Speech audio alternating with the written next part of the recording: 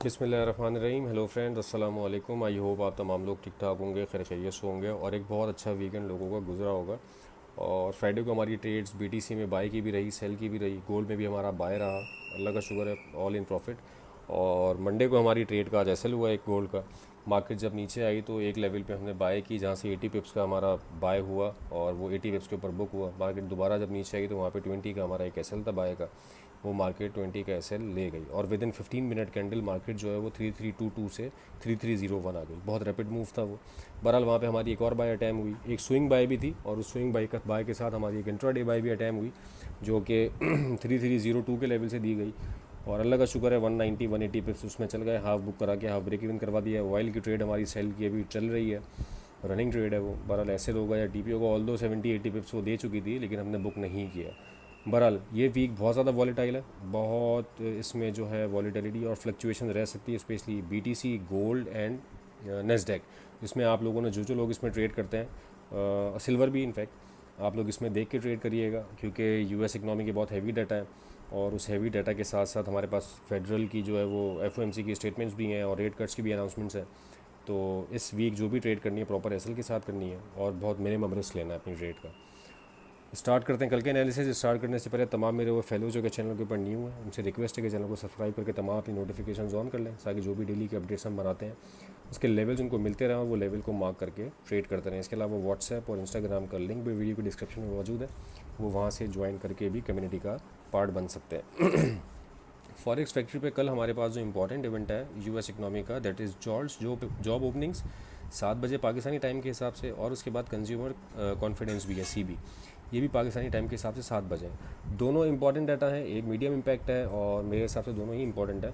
जॉल्ट्स job opening जो है highly fluctuated data है, मार्केट इस टाइम पे बहुत ज़्यादा मूव करती है, तो जो भी ट्रेड करें मैं एक्सपेक्ट कर रहा हूँ गोल्ड में भाई 2 दिन और बेयरिश मूव, मतलब टिल वेडनेसडे मार्केट थोड़ी गोल्ड के नीचे रह सकती है। वेडनेसडे के बाद आई एम एक्सपेक्टिंग रिवर्स और a bullish move in gold.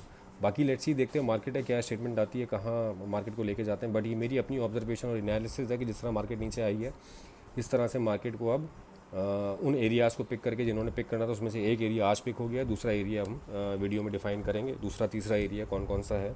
अगर वो पिक होता तो फिर मार्केट इंशाल्लाह वहाँ से बाय निकल सकती है, चांसेस आर हाई।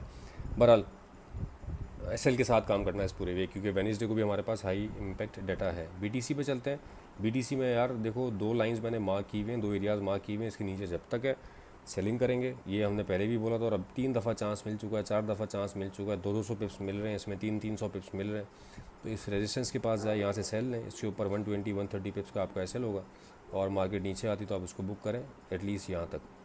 हाँ, 200 पिप्स 150 पिप्स के ऊपर इसको बुक करें। बाय यार देखो, एक चीज़ की कोशिश आप हमेशा किया करो, कभी भी आप किसी भी बिज़नेस में अगर हो तो आपकी भी प्रेफरेंस ये होगी कि कोई चीज़ ख़रीद के अगर आपको बेचनी है, बीच का जो पैसा है वो आपका मुनाफा है, तो आपने ख़रीदनी सस्ते दामों पे और बेचनी महंगे दामों पे।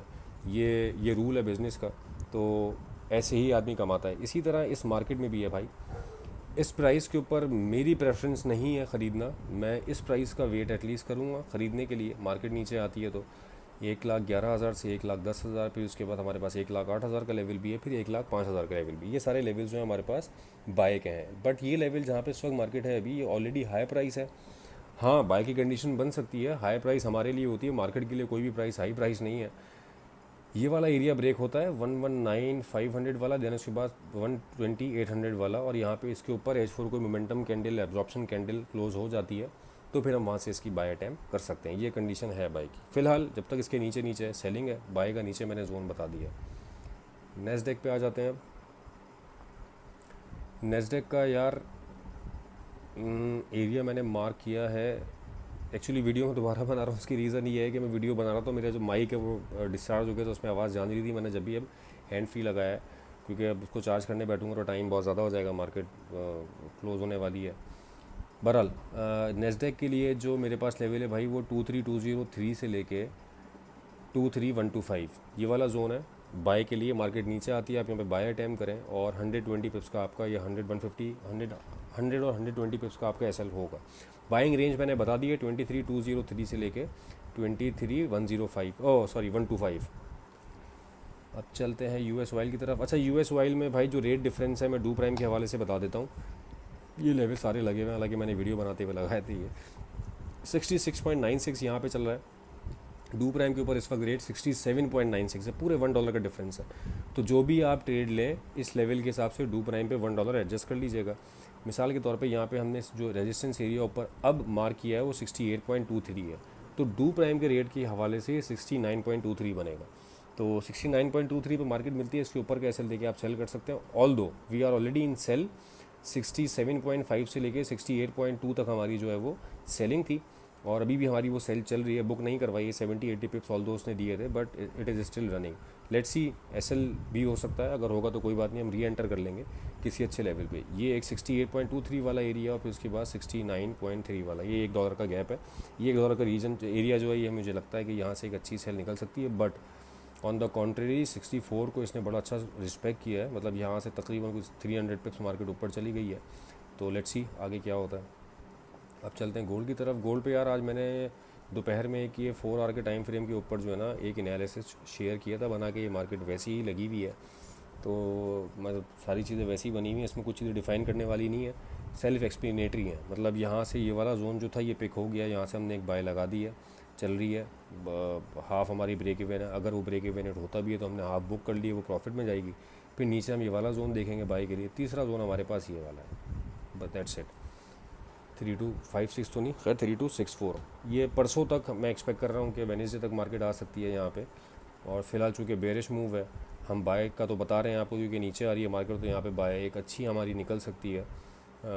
रेट कट अगर हो जाता है तो मामला बहुत ऊपर चले जाएंगे, बट चांसेस अभी लो हैं रेट कट के।